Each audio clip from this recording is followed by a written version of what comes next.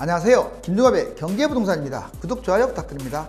3기 신도시 신규 택지지구가 사실상 4기 신도시로도 불리는데 빠르면 이번 달 말에 발표됩니다. 또한 양도세, 중과세와 선거 결과 코로나 백신 효과, 금리 인상 여부 등 집값에 영향을 주는 핵심 요소가 5월을 기점으로 판가름이 날 수 있어서 상황에 따라 집값이 반토막으로 급추락할 수도 있습니다.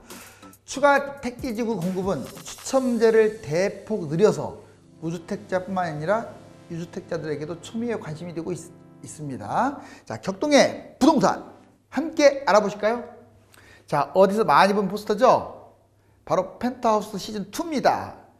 자, 이 탐욕과 정말 하늘을 다 우러러보고 있네요. 부동산을 다 이렇게 부러운 듯이 바라보고 있는데 부동산 탐욕이 결국 재앙을 부릅니다. 4기 신도시 바로 이곳이고요. 집값 5월 반토막 최초 공개.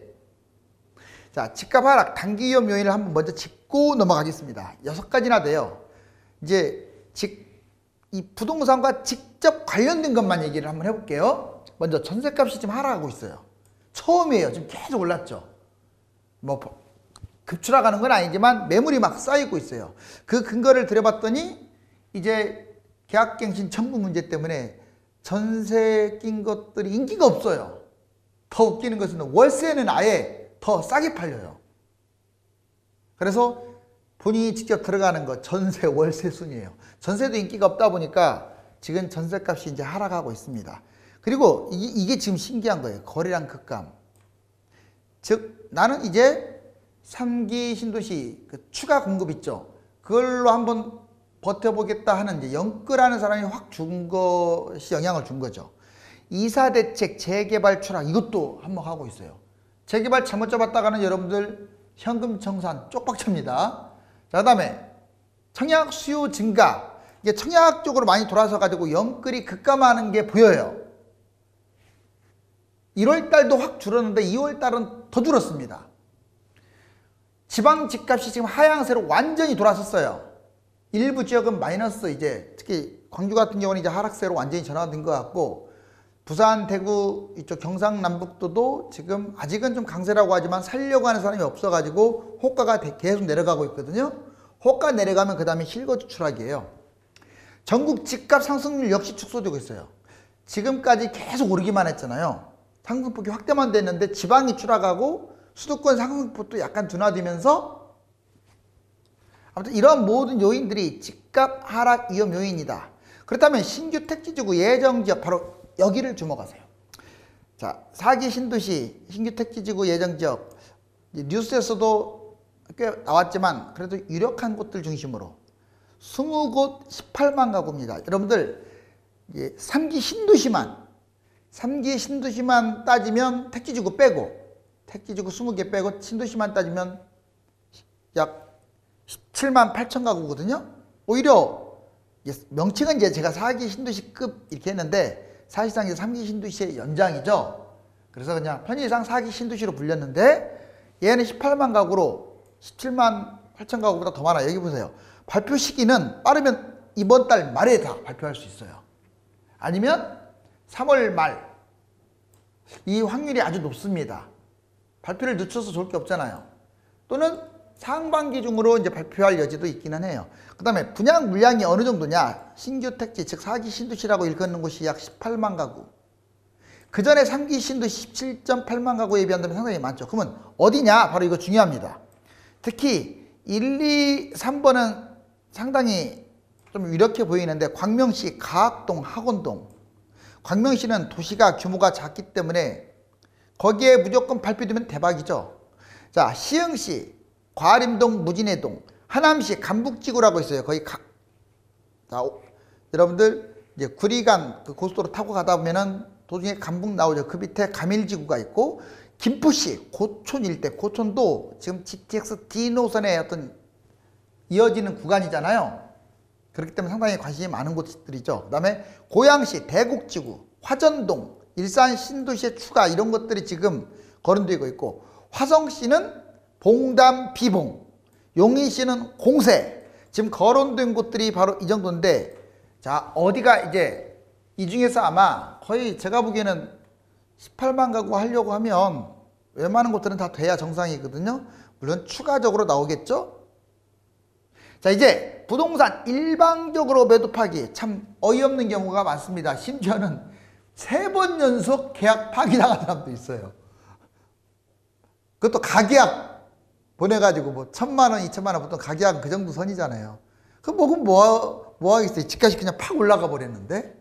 그래서 특히 매도자가 지금은 당분간은 또 집값이 올라갈 수 있잖아요. 누구는 이제 올해 내내 뛴다고 하니까 이 상승장에 주로 매도자가 파기하잖아. 집값이 뛰니까요. 그래서 이때 예방법을 알려드릴게요.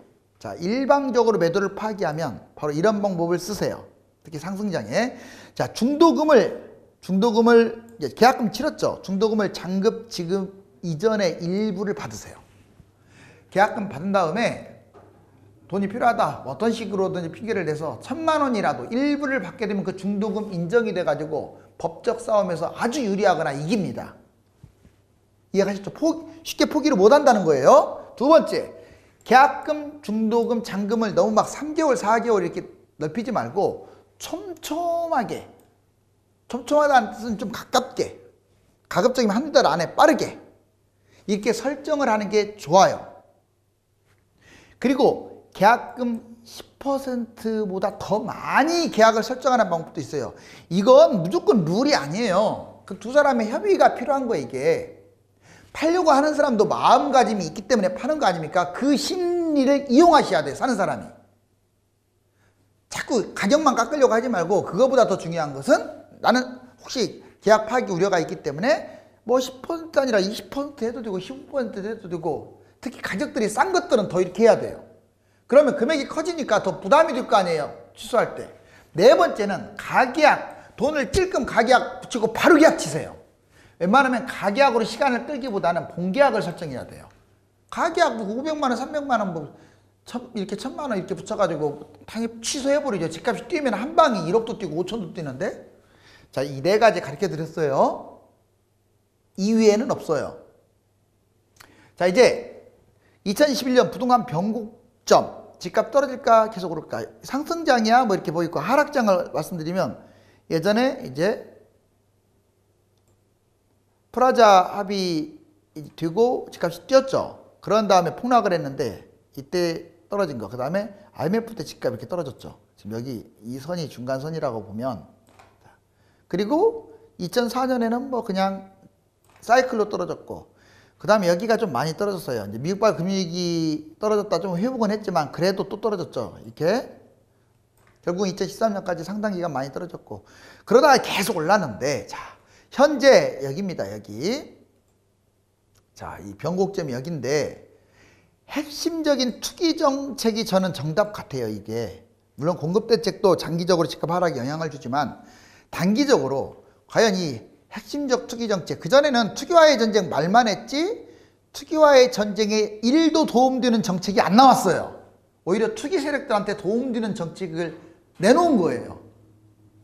왜? 집값 하락 의지가 없는 거야. 말만 그렇게 하려고. 근데 이번에 만약에 이 투기와의 정책을 쓰느냐 안 쓰느냐, 그리고 이것만 있는 건 아니죠. 아까 제가 부동산 요인 말했잖아요. 상승 요인, 하락 요인이 어떻게 결부되느냐에 따라 달라지는데, 자, 여기 보시면 지금 확률적으로는 이 네모박스 친, 자, 올해 연말까지는 기본으로 올라갈 것 같고, 재수 없으면 내년 상반기까지 뜁니다. 2022년. 왜냐? 그때나 이제 대선 치르고 정권이 바뀌든 정권이 이어지든 하기 때문에 확률이 훨씬 높다 이거예요. 전망도 이렇게 하고. 그런데 무슨 말이냐? 만약 정부가 투기 정책, 뭐 투기라는 말은 다주택자 보유세를 세게 때리는 거고, 뭐 누진세 때리거나, 뭐 아니면 토지거래 허가제를 때려버리거나 전체적으로, 또는 갭 투자 있죠. 이익금을 환수한다든가 좀 강력한 대책들 많잖아요. 이게 바로 투기 정책이에요. 한 번도 안 했던. 코로나가 만약 잠잠해지면 할 수 있습니다. 그러면 2022년 또는 21년 중에 이렇게 추락하겠죠. 그러면 무슨 말을 하고 싶으냐? 올라갈 확률이 저는 높다는 얘기를 하는 거예요, 지금은. 근데 이게 선거 결과라든가 여러 가지, 여기 보세요. 투기를 잡지 못하면 2022년 6월까지도 무려 1년 6개월 올라간다고 할 수도 있어요. 그러면 경기도, 인천 진짜 많이 뛸 거예요. 물론 서울도 가만히 있겠습니까? 경기도, 인천이 뛰니까 따라가겠죠? 지방은 별도로 놀 것 같고. 자, 정부 정책, 이게 제일 중요하고, 그 다음에 코로나, 금리, 선거 결과, 이 공급하고 이 매물 폭탄, 이게 어떻게 작용하느냐에 따라서 이 결과가 달라질 텐데, 여기서 꽃은 1번이다. 이해가셨죠? 자, 이제 수도권 4기 신도시급 택지 발표 시기와 물량. 실제로 이제 뉴스 자료에 보면은 4기 신도시급 택지 이달 중으로 확정할 거다. 이렇게 말을 했는데, 뭐 100%는 아니지만 그래도 서울 도심은 32.3만 가구, 1차 7월달, 2차 연말 이렇게 해서 서울이 왜 시간이 늦어지냐면 이제 재개발 이런 것들 설득시켜야 하잖아요. 그러다 보니까 시간이 걸릴 것 같아요. 근데 이제 택지지구야 뭐 선정해서 발표하면 되는 거니까 18만 가구는 1차 2월 말 또는 3월 초에 발표하고 상반기 중으로 더 추가해서 확정할 가능성이 높다. 가장 유력한 곳들이 광명, 시흥, 바로 신도시급 택지 영순위. 신도시하고 택지지구가 다른 점은 신도시가 규모가 큰 거고 택지지구는 그거보다 규모가 약간 작은 걸 말하는데 신도시급이라는 말은 택지지구 쳐놓고는 규모가 크다는 거예요. 이달 말 발표 보시면 서울은 없죠. 인천, 경기가 다 거의 다 해당될 것 같고, 그 다음 5대 광역시 뭐 기타. 이제 서울 아파트 전세 매물 건수 얘기 보세요. 1월 17일, 2월 17일 딱 한 달 만인데 매물이 이렇게 쌓이고 있어요. 21,834가구까지. 그전에는 전세가 모자라가지고 완전 전세 폭등하고 난리도 말이 아니었잖아요. 이제 그게 어느 정도 숨고르게 들어가고 이제 뭐 그런 불안 심리는 좀 잠잠해진 것 같아요. 좀 더 봐야겠지만 현재 이 상황이 매물이 계속 늘어나고 있잖아요. 한 달 만에 매물이 이렇게 늘고 있다는 것은 집값 하락에 도움이 더 됩니다. 그 다음에 주요 아파트 단지 실제로 전세값이 추락하고 있는데 마포, 레미안, 푸르지오. 자, 그 전에 10억 5천만 원이었던 게 9억 8천대로 오히려 떨어졌어요. 그 다음에 잠실헬스도 13억 8천까지 갔던 게 12억 4천대로 떨어졌어요. 그리고 깡통전세주의보가 나오면서 전세가율이 높은 곳에 잘 안 들어가려고 그래, 사람들이. 그러면 어떻게 되겠어요? 공시를 넣을 수는 없으니까 자꾸 낮춰야 한다고요. 예전에는 그런 게 어디 있어요? 전세 모자라니까 막 아비 규환으로 들어갔잖아요. 근데 지금은 그 시대가 지났다고요. 짧은 기간에도. 전국 뭐 경기도 일부인 수원 이렇게 보면 전세가율이 거의 70%야. 이 70%는 의미가 있어요. 경매가율 대략 이 정도 되잖아요. 그러니까 상당히 70%는 위험한 거예요. 원래 60%가 안전한 거예요. 서울은 이렇게 높지는 않는데 경기도라든가 지방은 상당히 높죠. 이렇게 계속 올랐잖아요. 여기 보시면 전세가율이. 그래서 깡통 전세 위험으로 집값보다도 오히려 위험할 수 있으니까 내려오는 거예요. 자, 이제 이사대책 현금 청산을 굽히지 않는다라고 또 발표했죠. 자, 즉 이제 재개발이라든가 역세권 인근의 어떤 오래된 노후화된 빌딩 이런 것들 다 조심해야 돼요. 이제 여러분들 연예인들 이번에 난리 난 거 아시죠? 자, 공익적 목적 주택 공급의 불가피한 선택이다. 어쩔 수 없이 현금 청산해야 한다. 아니면 또 투기가 일어나니까 투기 방지 위해서 조치를 한 거다. 감정가액 기준으로 보상을 하니까 이제 집값이 올라갈 일이 없겠죠. 살 사람이 없는데 지금 사는 사람 뚝 떨어졌잖아요. 그런데 이제 이걸 반대하는 사람도 있습니다. 사업지 예측이 불가능하고 사실상 이거 소급 적용에 효과가 있는 거 아니냐, 위헌 소지가 있는 거 아니냐 이런 말이에요. 입주권 선택 불가능하다. 그리고 왜냐면 입주권을 내가 현금 청산을 받던지 들어가든지 해야 하는데 그 선택 자체가 없어. 현금 청산돼야 돼. 그리고 지분도 쪼개기도 못해. 자, 여기 매수가 끊겨서 거주 이전 자유가 침해되는 거 아니냐. 그래서 정부는 공익적 목적에다가 정당 보상이라고 말하고 있고, 매수 끊기느니 차라리 이사대책 안 따른다. 즉 서울에 이런 거 갖고 있는 사람들이 아예 반대하겠다 이런 말이에요. 공공주도하는 것을. 자, 어떻게 결론이 날지는 모르겠지만 일단은 제가 보기에는 이거는 정부의 국책사업이라서 밀어붙일 가능성이 높아요. 인플레 공포 세계로번이다. 이거 조금 신경 써야 할 것 같아요. 보시면 이 짧은 기간 이틀 만에 이렇게 지금 날아가고 있습니다. 국채 10년물 국채금리가 그전에는 계속 떨어지기만 했잖아요. 올라가면 뭐가 문제가 되겠어요? 금리 인상. 지금 제가 얘기했잖아요. 뭐 2년 후에 금리 인상한다고 말 같은 소리 하라고 하지 마세요. 가장 중요한 게 코로나였는데 코로나가 지금 완벽하게 지금 잡히고 있어요. 후유증이 안 나타나고 있다고요. 그리고 확진자가 엄청나게 줄고 있다고. 그럼 이 추세라면 설령 우리나라는 이제 늦게 맞을지 몰라도 중요한 건 미국, 영국 이런 나라들이잖아요. 잡히게 되면 상반기 중으로도 잡힐 수 있다는 거예요. 이게 코로나가 잡히게 되면 이제 전부도 강 드라이브로 집값을 잡을 소지가 있어요. 생각보다 빨라지죠. 그러니까 금리 인상이 빨라질 수 있다는 거예요. 자, 올해 안으로도 나타날 수 있습니다. 뉴스는 믿지 마세요. 문제는 3,070조나 돈이 우리나라 풀렸는데 돈이 안 돌아요. 5만 원짜리가 어디로 가는지 몰라. 즉 여러분들 호주머니는 다 가난해. 정부가 돈을 많이 푸는데 그럼 누가 부자냐? 대기업이나 부자인 거예요. 그리고 그 공사라든가 정부만 부자야. 그리고 돈 많은 부자들만 부자야. 또 집값 뛴 사람들만 부자야. 냉철하게 말하면. 통화량이 이렇게 늘어나는데 놀래고 있네 신사임당이. 그리고 또 이게 홍남기 글쎄요. 이렇게 조금 홍남기의 저주라고 해야 하나요? 뭐라고 해야 하나요? 꼭 뭐라고 하게 되면 집값 뛰더라고요. 차라리 말을 하지 말든지. 집값 잡을 생각이 나는 없다고 봐요, 이분은. 물론 누구의 지시를 받았겠지만. 자, 어찌됐거나 금융위기 때 집값 크게 하락했다. 그건 맞는 말입니다. 이때 크게 떨어졌잖아요. 자, 여기 잘 보세요. 보니까 4억 8천만 원짜리가 지금 10억 6천만 원으로 올라왔어요. 이런 나라가 어디 있어요? 이게 평균이. 그러면 어떤 것들은 4억이 지금 15억이 된 것도 있다는 거 아니에요? 평균이 이러니. 서울 그냥 집 하나 갖고 있다는 이유 하나만으로 평생, 자, 지방분들한테는 좀 죄송하지만 40년, 50년 저금한 거보다 그냥 이번에 그냥 이렇게 올라간 집값이 훨씬 많아요. 평생 저금 얼마나 할 것 같아요, 여러분들? 일반인들. 3억? 2억? 집값 한 방에 지금 6억, 7억 뛰었는데? 자, 이제 떨어질 때가 된 건 맞는 것 같아요. 자, 서울과 경기도 하지만 신고가 진행 중입니다. 강남 압구정동, 자, 27억이 지금 27억 5천으로. 그 다음에 13억 2천, 그 송파구 장지동 송파 파인타운 14억 6천으로 올랐고, 서초구 서초 삼성레미안 17억 6천 20억으로 뛰었네요. 많이 뛰었죠? 그 다음에 성동구 금호동 사가 뭐 대우 10억 7,500이 12억으로. 그 다음에 노원구 중계동 현대이차 5억 9천만 원이 7억 1천만 원으로. 상당히 많이 올라갔죠. 관악구 봉천동 10억 9천만 원이 12억. 특히 서울의 특징이 호가가 높아요. 매물이 없어요. 그러니까 집값을 확실히 잡겠다는 어떤 시그널을 정부가 줘야 하는데 즐기는 것 같아요.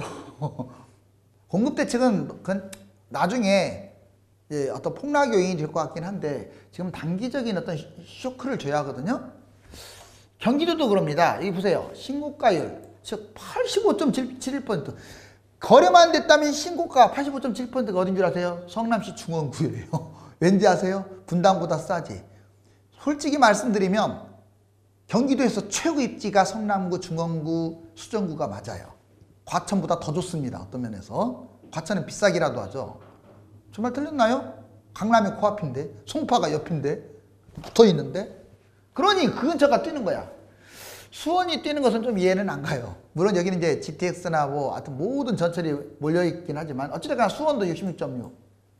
그 다음에 하남시, 성남시, 수정구, 의왕시, 고양시, 덕양구, 성남시, 분당구, 구리시, 용인시, 수지구, 김포시, 그 다음에 광명시, 수원시, 영통구, 아무튼 수원시, 영통구까지가 40%가 즉 10개에서 4개는 신고가 거래라 이 말이에요. 나머지도 만만치 않습니다. 서울과 경기도가 이렇게 신고가 찍는다는 것은 지금 계속 둘장이라는 뜻이죠. 돌고 돌아 다시 서울 아파트가 주목받습니다. 경기도 아파트 상승률 보세요. 작년 10월 달에 이렇게 뛰었다가 지금은 계속 신고가를 찍고 있어요. 제가 뭐라고 했습니까? 2020년 흐름이 2021년 그대로 이어질 거라고 예측을 했잖아요. 어디가 많이 뛴다고 했죠? 경기도, 인천이 1등으로 뛸 거라는 게 지금도 오히려 더 커지고 있어요. 그래서 이 시점에 집을 잡아도 됩니까? 잡으세요. 비싼 거 빼고는 잡으시라고요. 자, 그 다음에 당장 급한데 이사대책 후속 조치 집값 잡을까? 좀 이렇게 내려왔을 때 이렇게 꺾어놨어야 하는데 못 꺾으니까 다시 또 올라가는 거죠. 이게 상당히 높죠 지금. 자, 이게 아파트가 지금 날아가고 난립니다. 서로 못 잡아서. 자, 이 사람, 저 사람, 저 사람, 저 사람. 이게 서 있는 사람이 누군지 궁금하네요. 어찌됐거나 아파트 못 잡아서 지금 난리인데 이게 지옥의 열차를 끝물을 타는 건지 아니면 천국행 마지막 티켓을 잡는 건지. 자, 2021년은 물론 2022년까지도 집값 거품이 더 커질 것으로 대부분의 전문가들과 일반인들이 전망하고 있습니다. 그렇지만 요소요소의 집값 위험 요인도 산재해 있으므로 매월 신중한 접근이 필요합니다. 아파트 추천을 직접 받고 싶거나 매매 여부를 알고 싶어 하단에 안내번호 나가죠. 그쪽으로 전화 주시기 바랍니다. 감사합니다.